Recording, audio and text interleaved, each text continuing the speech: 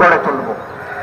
অতএব অন্যায়কারীদের পক্ষ নেবেন না, ফ্যাসিস্টদের পক্ষ নেবেন না, জনগণের পক্ষে থাকবেন, কারণ জনগণ আপনাদেরকে রাষ্ট্রের এই দায়িত্ব দিয়েছে। অতএব জনগণের বিরুদ্ধে যারা যায় তাদের কি পরিণতি হয়েছে সেদিকে একটু তাকালেই চলবে। আমরা চাই না বারবার এই দেশে একই পরিণতি যেন আরো কিছু মানুষকে ভোগ করতে হয়, বরঞ্চ আমরা চাই প্রিয় দেশে সকল শ্রেণী পেশার মানুষ একত্রিত হয়ে আমরা দেশটাকে সামনের দিকে এগিয়ে নেব ইনশাআল্লাহ। সে দেশটা কেমন হবে? সেই দেশের যুবকরা বেকারত্বের অভিশাপে ইনশাআল্লাহ ভুগবে না। আমরা তাদেরকে নৈতিক এবং বাস্তবিক এমন শিক্ষা তাদের হাতে তুলে দিতে চাই যে শিক্ষা শেষ সাথে সাথে তার হাতে আসবে একটি কাজ। তিনি উদ্যোক্তা হতে পারেন, আবার কোনো জায়গায় চাকরিও করা লাগতে পারে। যার জন্য যেটা প্রযোজ্য তার হাতে ইনশাআল্লাহ এটা পৌঁছে যাবে। জিজ্ঞাসা করবেন এমন দেশ বাংলাদেশে আসমানের জমিনে আছে কিনা? এমন দেশ একটা দুইটা নয়, শত দেশ এইরকম আছে। তারা সার্টিফিকেট দেখে না, তারা ছাত্রদের ক্রেডেনশিয়াল নিয়ে যায়, ওখান থেকেই দিয়ে দেয়। আমাদের দেশেও তাই হবে। মা বোনদের কি হবে? 1.5 মনোজনের তালাকি সকল দরজায় ঝুলবে যে তারা বের হতে পারবে না।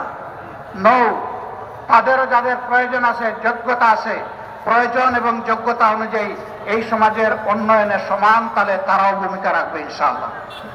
সেদিন দুইটা জিনিস বাড়তি পাবে, একটি তাদের মর্যাদা, আরেকটি তাদের নিরাপত্তা। এখন মর্যাদাও নাই, নিরাপত্তাও নাই, দুইটা তাদের হাতে তুলে দেওয়া হবে ইনশাআল্লাহ। আমরা যারা দুর্নীতিবাজ এরা আবার আমাদেরকে একটু ভয় পায়, কই বাবা এরা আসলে আমরা বাঁচবো কেমন? যেভাবে রাষ্ট্রের সাধারণ জনগণ বাঁচবেন সম্মানের সাথে, ঠিক একইভাবে আপনারাও বাঁচবেন সম্মানের সাথে। আপনি যা পাবেন তাই দিয়ে ইনশাআল্লাহ সম্মানের সাথে আপনার সংসার চলবে। এখন দুর্নীতি করতে গিয়ে এমন ভাবে করেন যে শেষ পর্যন্ত কলাপাতায় ঘুমাইতে হয়, এইটা দরকার পড়বে না ইনশাআল্লাহ। একজন বিচারপতি কলাপাতায় ঘুমাইছে না, ওটা প্রয়োজন হবে না।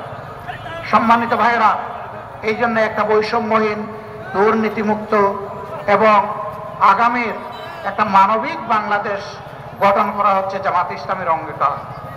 এই অঙ্গীকার পূরণে আমরা সৎ এবং প্রতিজ্ঞাবদ্ধ। গত 10 মাসের আমাদের কার্যক্রম তার প্রমাণ। এত মুসলিম দল হওয়া সত্ত্বেও আমরা ব্যক্তিগতভাবে কারো উপর কোনো প্রতিশোধ নেই। আমরা বলছি আমাদের হাতে কোনো মানুষের জীবন, ইজ্জত, সম্পদ ক্ষতিগ্রস্ত হবে না ইনশাআল্লাহ, কারণ আমরা আল্লাহকে ভয় করি। আল্লাহকে ভয় করার কারণেই কারো ইজ্জতের উপর, জীবনের উপর, সম্পদের উপর হাত পড়বে না। সম্মানিত ভাইরা,